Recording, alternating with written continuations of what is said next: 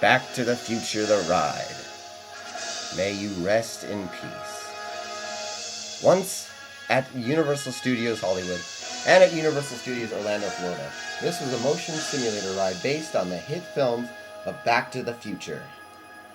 And now that the ride that replaces it, the Simpsons ride, does not do it justice, this ride had a lot of flaws that really pissed me off. And now I feel like I'm going to be laughing at the dead, but still I've got to do it. I've got to review this ride. This is Back to the Future the ride. Now hold on. Once this review hits 88 miles per hour, you're going to see some serious shit. Alright, now let's begin. First of all, I gotta point out some continuity issues. For one, Doc Brown says the biggest rule of time travel is when you go back in time, you should never mess with the space-time continuum.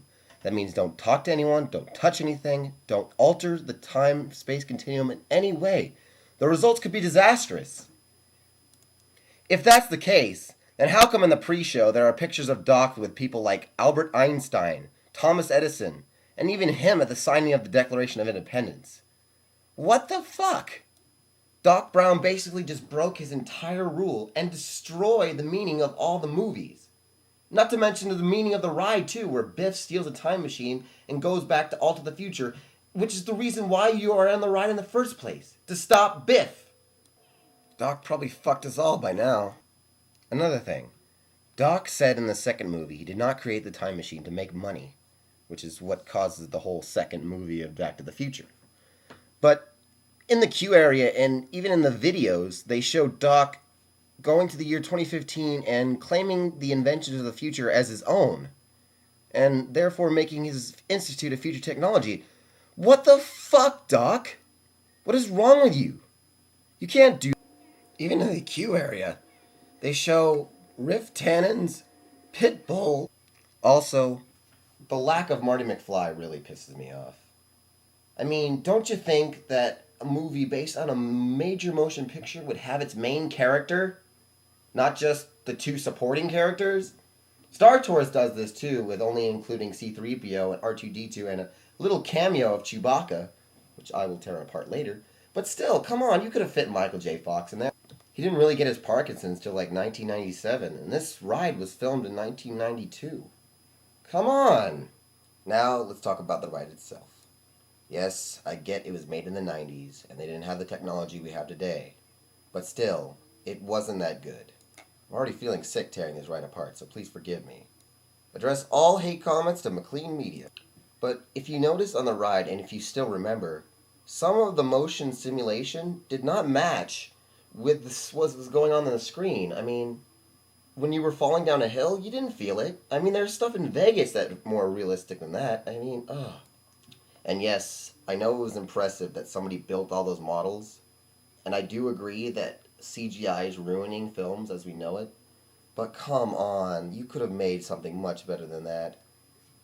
Remember that dinosaur? How much of a hand puppet that fucking thing was? God. Also, the screen was really torn up. There's like holes and scratch marks in it. They should have did something about it earlier. It was just too bad to look at. And for a motion simulator ride, it wasn't really that thrilling. I was also pissed off that they only went to 3 places in history. I mean, the Ice Age? Come on, that's boring. I think it'd be cool if they went to the Old West and we somehow got on a train track and, got chased by a train, but that's just stupid. I don't know. Another thing that bugged me was the story. First of all, why would Doc endanger the lives of 8 volunteers to save the space-time continuum? Couldn't he have one of his employees do it? I know he was locked in the room, but still, he didn't have to have innocent people do it. Another thing, why did it have to be 1950s Biff? Why couldn't it be the future Griff? He would have known about flying DeLoreans more than 1950s Biff. Or even modern day Biff would have worked fine. But still, they used 1950s Biff? I mean, come on. That's stupid. I also like how the writers got really lazy and made it that if you bump Biff, you simply go back to the Institute. Like, that was the easiest solution that those guys could come up with. It just didn't do it for me. Okay.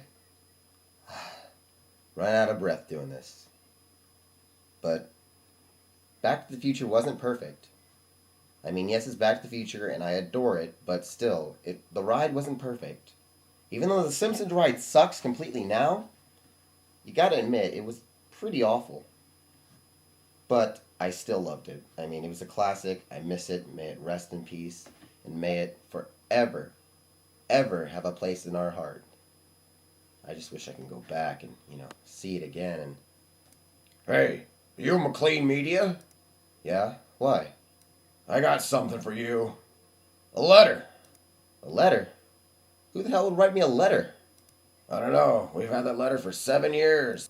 Let's see.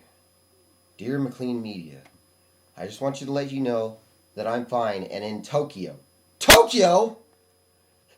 The ride's alive! It's alive!